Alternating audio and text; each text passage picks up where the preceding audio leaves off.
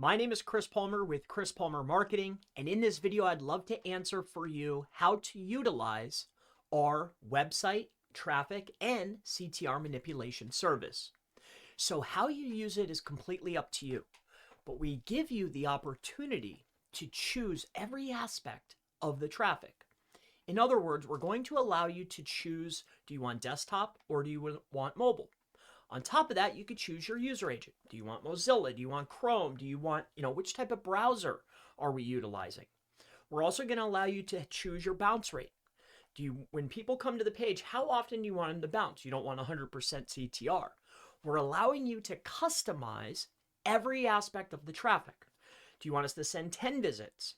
You can choose how much traffic you want to send. You can also choose how much dwell time, what the bounce rate is. On top of that, you could choose multiple keywords, multiple variations. You can also choose which internal page you want us to land on. Generally, we like to do random, but we're giving you the opportunity to guide the traffic to your page and manipulate CTR and traffic to specific pages in order to achieve a result.